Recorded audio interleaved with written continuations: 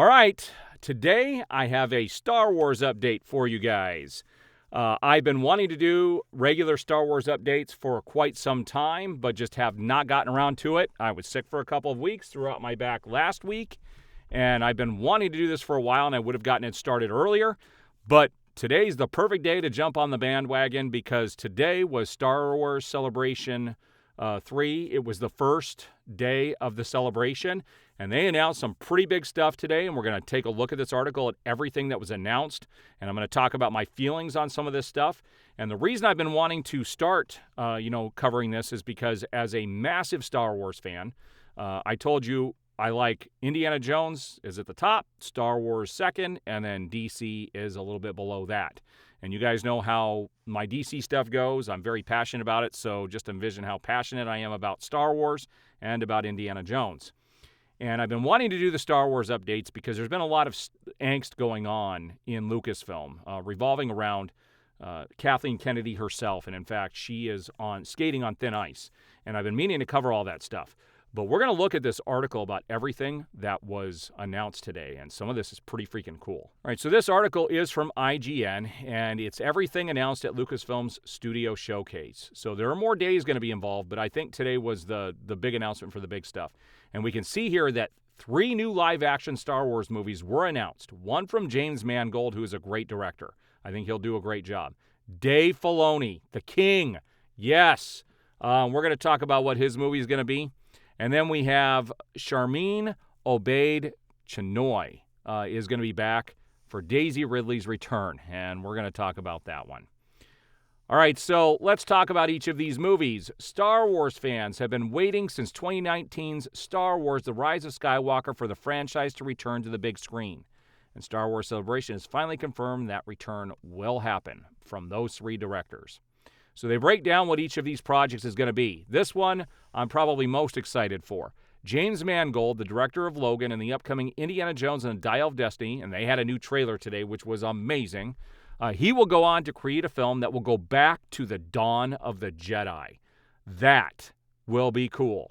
If they do that right, they could be opening up a whole new part of this franchise in a time period that has really never been explored except for whatever they're doing in the comics right now that I don't think a lot of people are really latched onto. I'm not reading the comics. I could care less. I want the live action stuff, whether it be TV shows or movies. Dave Filoni's film will focus on the New Republic. Now, what's funny about this is this is the one where we have the least amount of background on because we don't know. I mean, this could mean anything.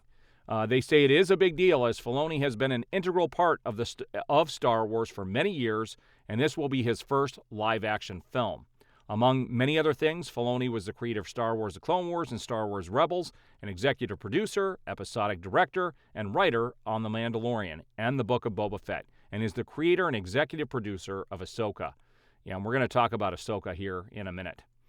Now, this other director, and I don't want to butcher their name again, said that they're the Academy Award and Emmy Award-winning director behind such projects as Miss Marvel and Saving Face, will lead a film set after the events of Rise of Skywalker that will feature Daisy Ridley back as Rey as she builds a new Jedi Order. Okay, this I have a problem with. See, there was already a big history behind Star Wars before they ever did the sequel trilogy, where Luke had created a brand new Jedi Academy. But of course, they came in and emasculated Luke, turned him into a buffoon to where he didn't do anything, and so he failed at his mission. So who's going to come and save it? Obviously, Daisy Ridley is going to come in and save the Jedi Order. I am really shocked that they decided to go this route, especially with as toxic or as poorly as those sequel trilogy movies were received. I loved, The Force Awakens. It had great promise. Then you had The Last Jedi, which I think is the scourge of the Star Wars universe, which kind of ruined everything because that's what caused Solo to do bad at the theater. And then you had The Rise of Skywalker, which tried to pick up the pieces but didn't do it in the best way possible. So they at least tried but didn't have a plan. Well, they had a plan from the beginning, but because what's his name didn't want to come back after the first film. They went in a different direction, and I can't believe what they let what's his name do with the, Rian Johnson do with The Last Jedi, which was unforgivable. But they are going to be doing that. The movie is going to take place 15 years after the events of Rise of Skywalker. So they had the trailer for the Ahsoka show. Go check that out on YouTube. My gosh, that trailer was amazing. And it was the first time where I felt like they were doing something really, truly Star Wars related. I've liked The Mandalorian. It's been a lot of fun, but it's all over the place. Book of Boba Fett was definitely only had like 2 or 3 good episodes. The rest were pretty poor, actually.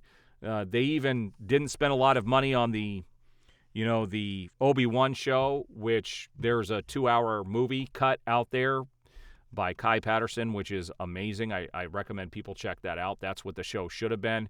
And then you have, some of the other stuff that's coming up. You had the TV show, and I did do a review on this. What do you call it? Andor. Andor was good, but again, it was kind of Star Wars light. It was definitely Star Wars, but it was more serious and more adult-oriented. Really no lightsabers or anything like that. This is the first thing that they've released that truly felt like a Star Wars project. And Rosario Dawson is back as Ahsoka. Now, this is going to be interesting. We actually saw some of the Rebel characters as real people. So we got Hera being played by Mary Elizabeth Winstead. You've got Sabine being played by Natasha, I don't know if that middle name is Lou, Bordizzo. And Chopper. Mon Mothma was also in the trailer, which is pretty cool. You got to check out that trailer. I'm telling you right now, that trailer really hit on all cylinders. It was amazing. So The Mandalorian Season 3, Episode 7, there was a clip teased. Andor Season 2. They announced that Andor Season 2 is aiming for an August 2024 premiere. So we are still a whole year and a half away from Season 2 even showing up on Disney+. So they said they started shooting in November, so I'm not sure why it's going to take until August of 2024. But they started shooting in November, and they said they're about halfway through. We're going to shoot through August. We're on the exact same schedule. Finish in August, spend another year on post. I suppose will come out the following August.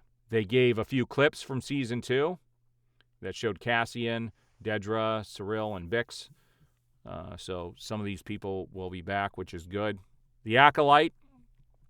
So I'm eager to look at. I want to see something from Acolyte.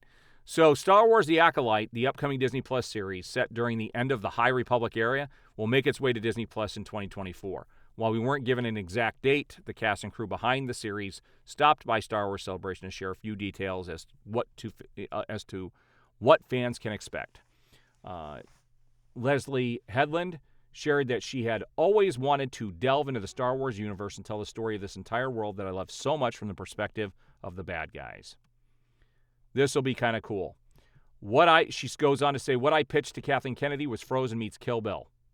Pretty cool. Shockingly, she didn't kick me out of the building.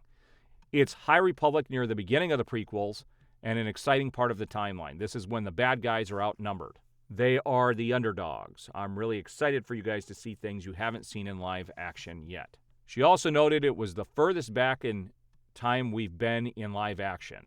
That is until that new movie comes out, going back to the beginning of the Jedi. And there will be a lot of Jedi. At least one of these Jedi will be a Wookiee played by Chewbacca actor Joonas Suotamo.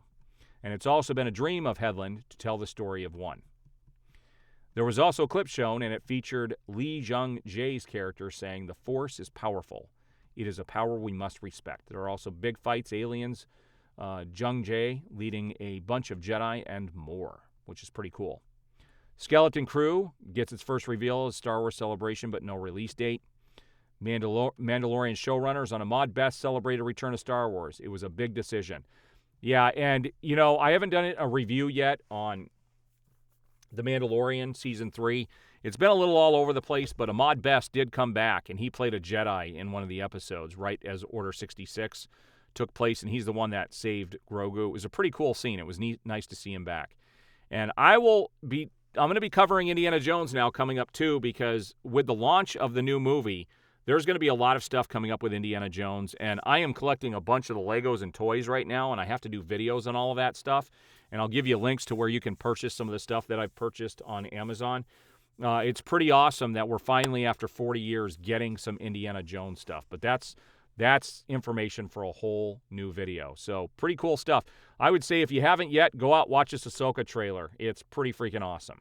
All right, so what do you guys think about this Star Wars news? I really like the fact that they're getting back to doing some movies. I wasn't happy to see that Rey was coming back. I think they really need to kind of move away from that and go back to a time period that has not been explored yet, or fill in some of the gaps. I'm still waiting for them to do what I personally want as a fan is a Darth Vader show. I want it called The Purge. You know, Darth Vader, The Purge. I would love to see him go out and hunt down some of the Jedi. I think that would be an amazing, it could be a show or just a movie. I think it would be awesome to see that. But what do you guys think? I love the whole idea of going back to when the Jedi started and also the New Republic era for Dave Filoni. He's a master storyteller. He's the one that's basically carried Star Wars for the last 10 years. And it's going to be interesting to see where they go going forward. But I will be covering all of this stuff. I love all the live action stuff. I'm not going to be digging deep into the comics and the books. My thing is more the live action stuff. I am a massive, you guys have no idea how much of a Star Wars fan I actually am, because I don't really talk about it with my DC stuff. But I am a massive Star Wars fan. All right, we will see you guys on upcoming updates. If you haven't already, because of all the materials I will be having produced, it's important for you guys to not just subscribe, but also hit that notification bell. A lot of people were complaining the other day that they were missing some of my videos because they didn't hit the notification bell to be notified when I have new videos go up. All right, we will see you on the next update.